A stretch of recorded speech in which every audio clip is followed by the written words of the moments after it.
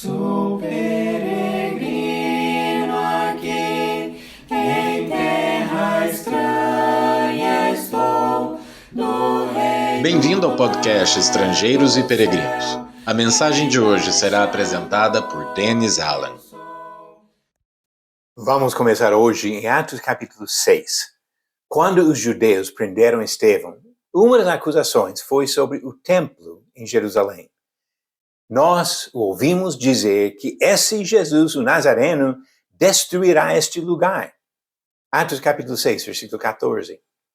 Apesar de todos os erros nas doutrinas e na conduta daquela nação, depositaram grande confiança no santuário, que originalmente simbolizava a presença de Deus com seu povo. Sabiam até do ensinamento do próprio Jesus, que chamou os religiosos ao arrependimento, mostrando a necessidade da transformação espiritual. Mas mesmo assim, focaram nas coisas externas e visíveis e recusaram mexer no próprio coração. Pode ser que Estevão tenha falado alguma coisa sobre o templo e os costumes da lei, mas com certeza o foco dele estava em Cristo e a necessidade do arrependimento em submissão ao Rei Jesus. Se os líderes resistiram o próprio Filho de Deus, por que acreditariam nos homens que pregavam sua mensagem? Eles achavam conforto em números, em tradições religiosas e nas instituições da sua religião, especialmente o templo. A destruição do templo, que realmente foi anunciado por Jesus e aconteceria menos de 4 décadas depois, representaria o fim do sistema religioso dos judeus.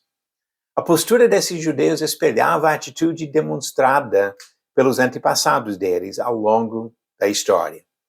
Até antes da construção do primeiro templo em Jerusalém, o povo tratava o móvel que simbolizava o trono de Deus, a Arca da Aliança, como uma garantia da segurança nacional. No tempo dos juízes, um período de notável anarquia em Israel, o povo imaginava que a presença da Arca da Aliança daria garantia de vitória. Quando sofreram derrota em uma batalha contra os filisteus, olha o que os líderes de Israel falaram em 1 Samuel 4, versículos 3 e 4. Vamos trazer de Siló a Arca da Aliança do Senhor para que esteja no meio de nós e nos livre das mãos dos nossos inimigos. E o relato continua.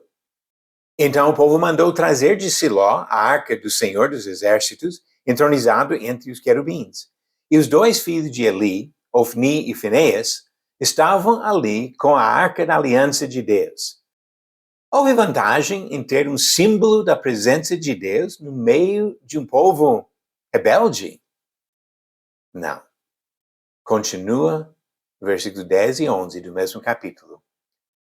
E Israel foi derrotado, e cada um fugiu para sua tenda. Foi uma grande derrota, pois foram mortos de Israel 30.000 homens. A arca de Deus foi tomada, e os 2 filhos de Eli, Ofni e Finéias, foram mortos. Na continuação desse tema, vamos considerar outro caso parecido do Antigo Testamento e a aplicação nos nossos dias. Mas isso vai ficar para amanhã. Hoje vamos encerrar com as perguntas. A pergunta de ontem. Quando os israelitas reclamaram sobre fome no deserto de Sin, o que Deus mandou para atender a necessidade deles? Alternativas: A. Frutas e rãs. B. Maná e codornizes. C. Pepinos e peixes. E D. Leite e mel. A resposta certa: B. Maná e codornizes. Como diz Êxodo capítulo 16, e o Senhor disse a Moisés, tenho ouvido as murmurações dos filhos de Israel, diga-lhes ao crepúsculo da tarde, vocês comerão carne, e pela manhã vocês comerão pão à vontade, e saberão que eu sou o Senhor seu Deus. À tarde apareceram codornizes e cobriram o arraial. A casa de Israel deu àquele alimento, o pão, o nome de maná. E a pergunta de hoje: a prisão de Paulo e Silas em qual cidade da Europa resultou na conversão do carcereiro? Alternativas: A. Tessalônica, B. Bereia, C. Filipos ou D. Roma. A resposta amanhã.